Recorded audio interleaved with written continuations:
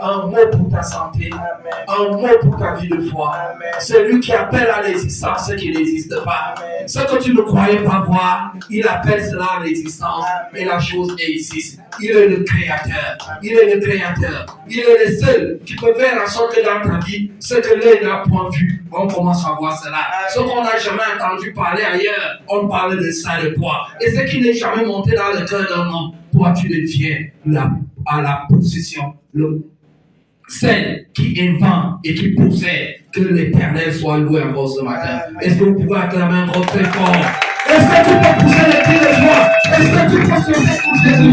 Je veux voir quelqu'un qui sait s'il y a des victoires. C'est un dimanche de victoire. C'est un dimanche de victoire. Oh, je vois quelqu'un qui entre dans sa saison avec la victoire. Parce que c'est lui qui t'engage dans cette nouvelle saison. On nous a pris la semaine passée, qui nous assure. Acclame encore le Tout-Puissant. Et pendant que nous sommes debout, afin d'acclamer le Tout-Puissant, nous appelons pour le ciel le proposé massage de Kono, Armel, sous vos ovations. Je vais attendre que les prier de moi.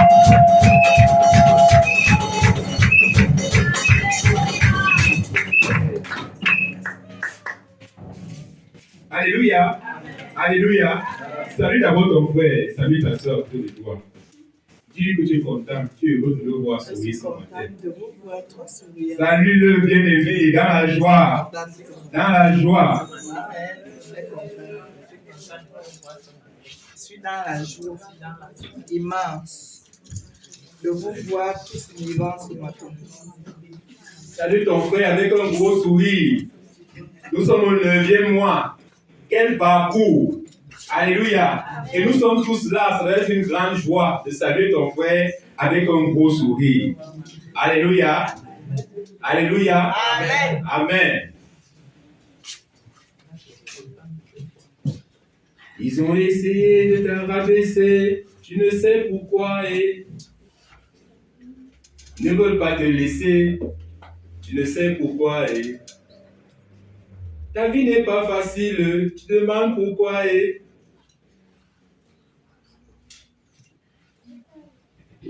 donc ne pas te le dire, mon frère.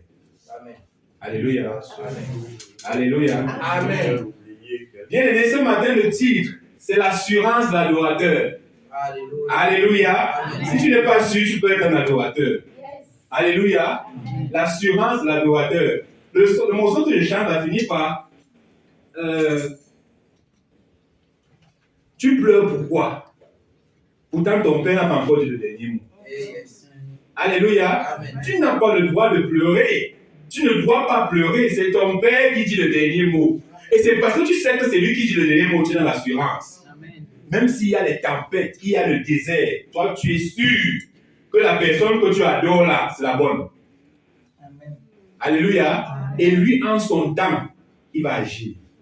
C'est pour ça que vous allez voir que notre assurance est présentée devant les hommes comme une folie. Parce qu'ils ne comprennent pas. Alléluia. Tu ne peux pas comprendre quelqu'un chez qui les enfants vont manger depuis le matin, il est souriant, il est sûr. C'est fou. Pour les hommes, c'est fou. C'est insensé. Que du matin à 7h du matin jusqu'à 19h le soir, les enfants n'ont pas mangé, mais le gars est en train de chanter les louanges.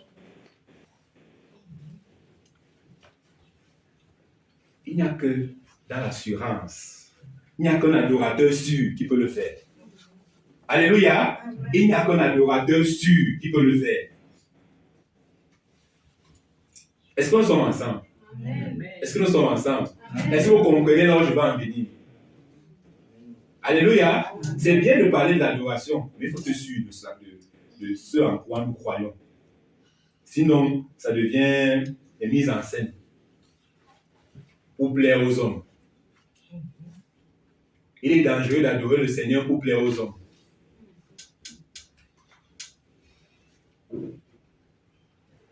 Alléluia. Amen. Il est dangereux d'adorer le Seigneur pour plaire aux hommes.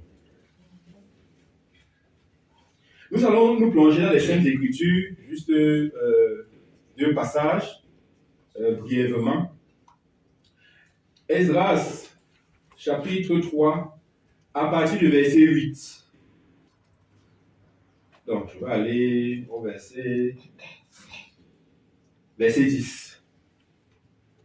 Alléluia. Il est écrit, lorsque les ouvriers posaient les fondements du temple éternel, on fit assister les sacrificateurs en costume avec des trompettes et les lévites, fils d'Asphath, avec les cymbales, afin qu'ils célébrassent l'éternel, d'après les ordonnances de David, roi d'Israël. Ils chantaient, célébrant, louant l'éternel par ses paroles. Car il est bon, car sa miséricorde pour Israël dure à toujours. Et tout le peuple poussait de grands cris de joie en célébrant l'Éternel, parce qu'on posait les fondements de la maison de l'Éternel. Alléluia. Ton adoration doit être fondée sur l'assurance. Alléluia. Tu dois être sûr de ce que tu adores. Quels sont les fondements de ton adoration? Ça commence par l'assurance. Sinon, tu vas t'arrêter en bout de chemin. Parce que ça sera dur. Alléluia. Ça sera dur.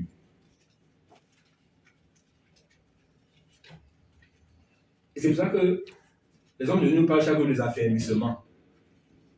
Amen.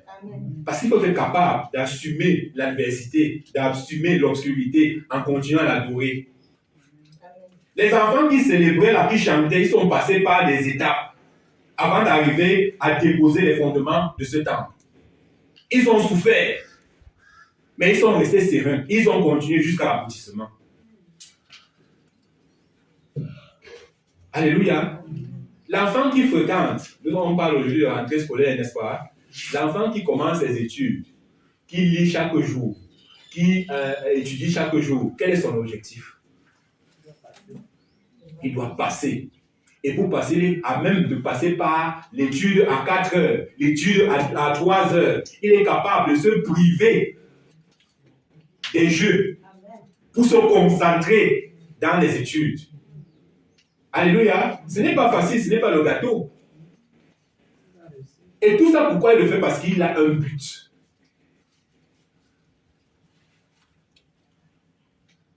Parce que quand tu n'as pas de but, bien aimé, quand tu n'as pas une assurance, quand tu n'es pas assis, quand tu n'es pas enraciné, tu peux t'égarer. Quel que soit ce qu'on va faire, tu vas t'égarer. Est-ce que nous sommes ensemble? Quel que soit ce que tu vas faire, tu vas t'égarer. Mais mon souhait pour toi, c'est que tu arrives à cette étape-là où tu as enduré, tu as subi, et le temps de louange, et le temps de cri de joie, le temps du témoignage arrive.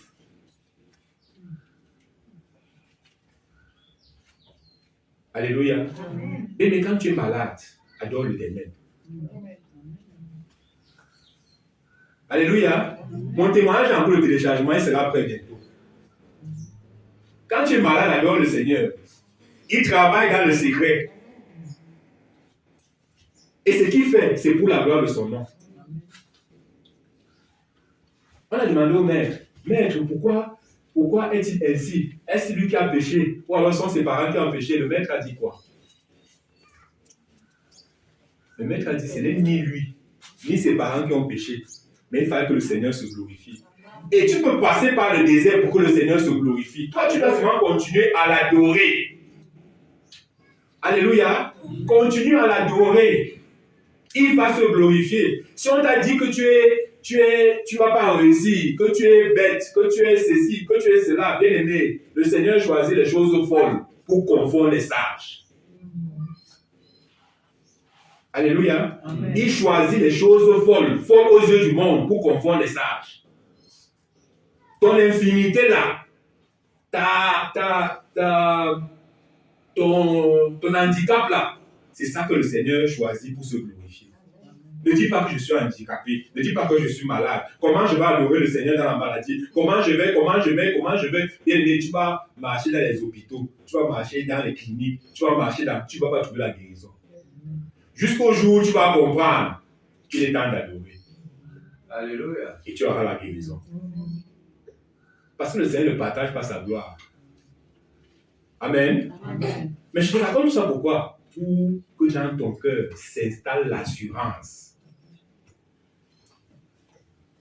Job pouvait dire dans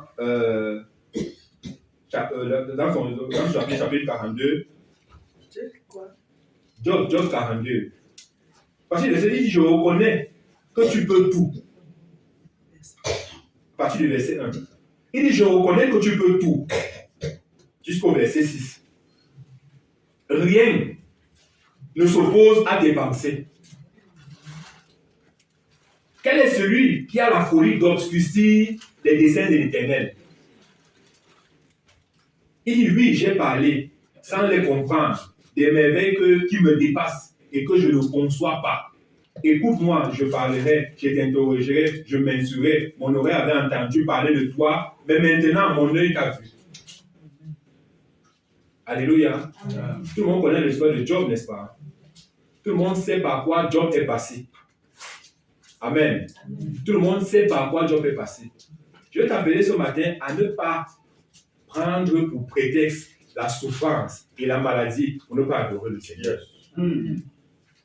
Ne prends pas pour prétexte ton handicap pour ne pas adorer le Seigneur.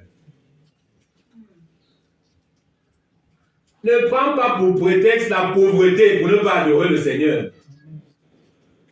Ne prends pas pour prétexte que tu es le plus méprisé pour ne pas adorer le Seigneur.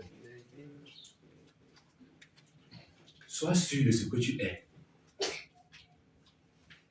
Alléluia. Tu es l'élu. Dis l'élu.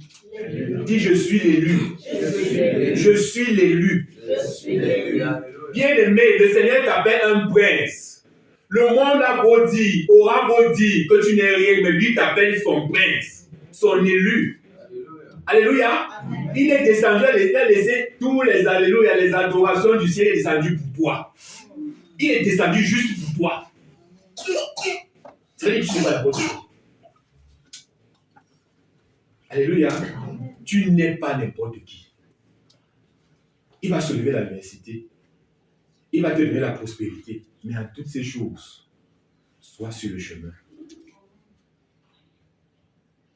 Sois sur le chemin. Même si tu ne vois rien, reste sur le chemin.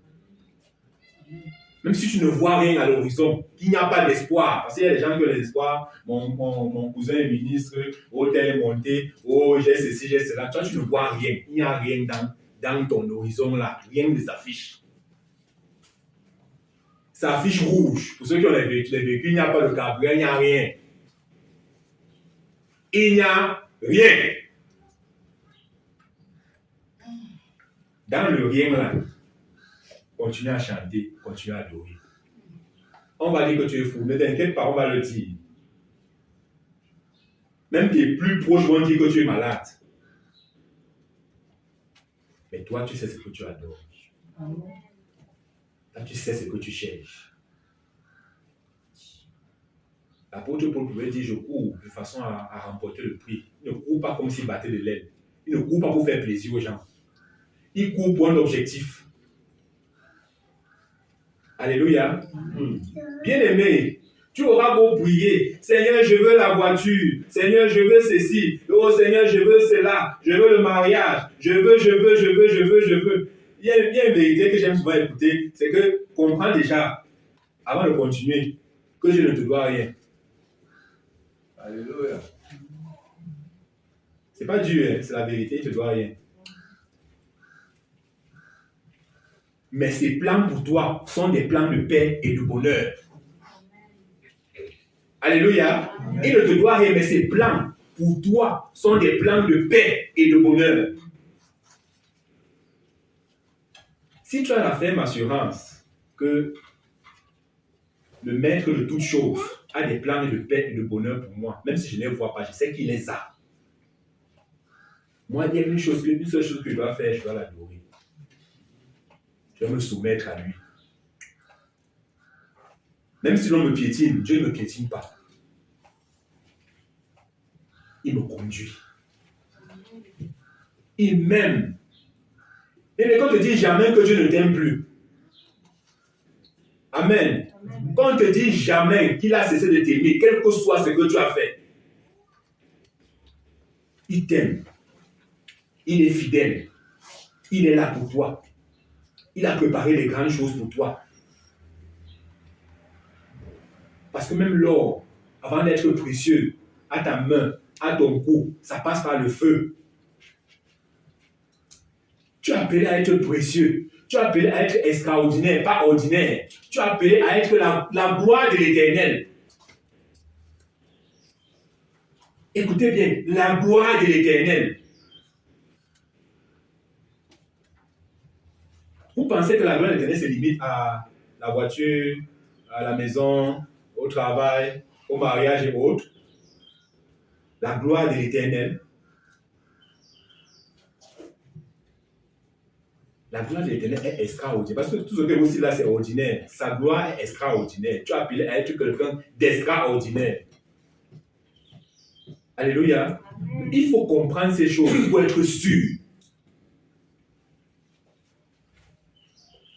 Pour être sûr.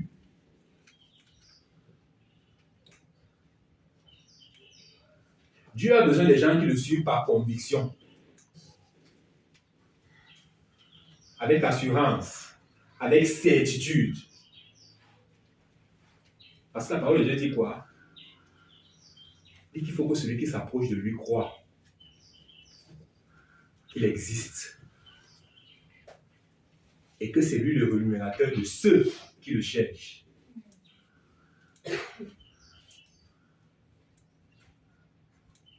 Et la parole de Dieu dit également que celui qui n'a pas la foi n'est pas agréable à Dieu. Alléluia. Amen. Si tu n'as pas la foi c'est l'assurance. On ne faut pas qu'on joue avec les mots. La foi c'est l'assurance, mais alors c'est une ferme assurance. Alléluia. Il faut que celui qui s'approche de lui croit qu'il existe. Ne viens pas à l'église le dimanche ou en semaine par mimétisme. Amen. Amen. Ne viens pas à la présence du Seigneur par mimétisme. Ne prie pas par mimétisme. Amen. J'ai appris mes enfants à causer avec le Seigneur. Alléluia. Ce n'est pas la récitation. C'est ton ami. Parle-lui. Si tu as un problème, tu lui parles. Il t'écoute. Il t'écoute. La vie avec le Seigneur, ce n'est pas, comment on appelle, une pédagogie stricte. C'est une intimité avec Dieu. Alléluia. Amen. J'ai mal, papa, j'ai mal. Ne fais pas le contournement qu'on a dit. Non, papa, j'ai mal. Mais j'ai confiance en toi. Papa, je souffre. Mais j'ai confiance en toi. Papa, les enfants n'ont rien à manger aujourd'hui. J'ai confiance en toi. Le soir, tu fais une prière. Papa, les enfants n'ont rien eu à manger aujourd'hui, mais que ton nom soit glorifié. Alléluia. On doit atteindre ce stade. Est-ce que nous sommes d'accord? Est-ce que vous êtes d'accord avec moi? Amen. Nous devons atteindre ce stade. C'est l'année de l'adoration. Il faut atteindre des stades de vrais adorateurs. Parce que même pour adorer le Seigneur en esprit et en vérité, il faut être sûr, il faut avoir l'assurance. Alléluia.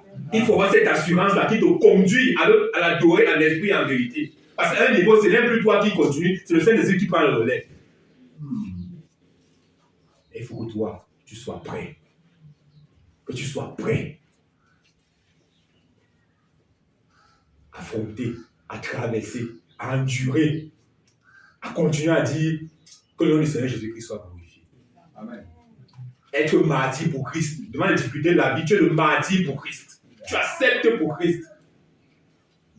En te bousculant, tu acceptes pour Christ. Tu dis que le Seigneur te bénisse. Pour Christ. Alléluia. C'est à ça que le Seigneur nous appelle. Alléluia. Nous y arrivons, le Seigneur va nous aider. Sois seulement disponible, il va t'aider. À un niveau, c'est plus toi qui conduis, c'est le Saint-Esprit qui te conduit. Il te conduit à la sphère esprit et vérité. Amen. Amen. Amen. Amen. Que le Seigneur vous bénisse. Amen. Et que le conduise à cette dimension. Il le fera. Toi, le fera cette dimension. Amen. Est-ce qu'on peut acclamer pour le Seigneur? Pas moi pour l'acclamer. Pour le Seigneur, pour l'acclamer.